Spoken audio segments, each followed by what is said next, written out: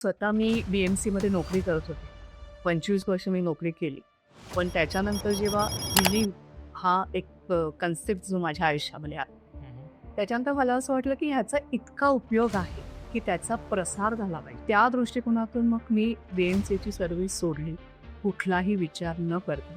बरं. कारण माझे गुरु गोंदवलेकर महाराज आणि त्यांच्याकडनं आदेश आल्यानंतर मी ती आणि स्वतःला या ह्याच्यामध्ये वाहून त्याच सगळ्याचे मी उपचार पद्धती म्हणजे त्याच पद्धतीने मी लोकांना उपचार देत होते. जे जे काही शिकत होते, जो काय मला वेळोवेळी गायडन्स यायचं महाराज, त्याचं बोट धरून मी ना फक्त पुढे चालत. असं करता करता असं एकदा आलं की आईच्या नावाने मी हिलिंग सेंटर सुरू केलं. माझ्या आईचं नाव निर्मला जोशी.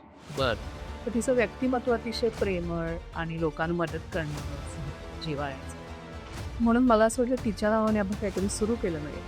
निर्मल विसा या नावाने मी हिलिंग सेंटर सुरू केलं. वा.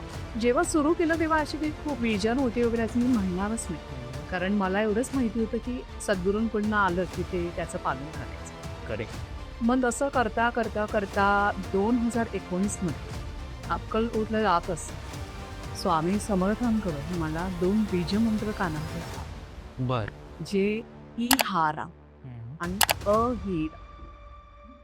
इहारा म्हणजे काय तर बाहेर काढून टाकणं, डिलीट करणं.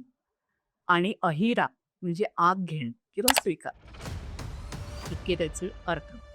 पण मग ते नुसते बीजमंत्र येऊन काय करायचं त्याचं मला काहीच माहिती नव्हतं. पण मग कसं होतं त्यावेळेला श्रीपाद श्रीवल्लभ पोथीचं नियमित वाचन आजही मी करतो. वा.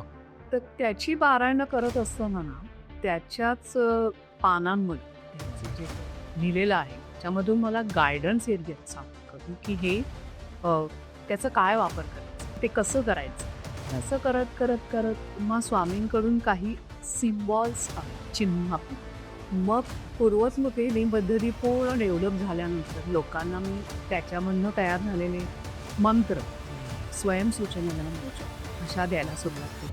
आणि असंच आहे की खूप उपयोगी आहे कारण आपला भूतकाळ हा आपल्या मनावर परिणाम करतोच करतो आणि तो मेन म्हणजे गंमत अशी की त्याची आपल्याला जाणीवच नसते. तर त्यामुळे तो वेळीच हील केला तर पुढचं भविष्य जे काय आहे सोपं. सुपर.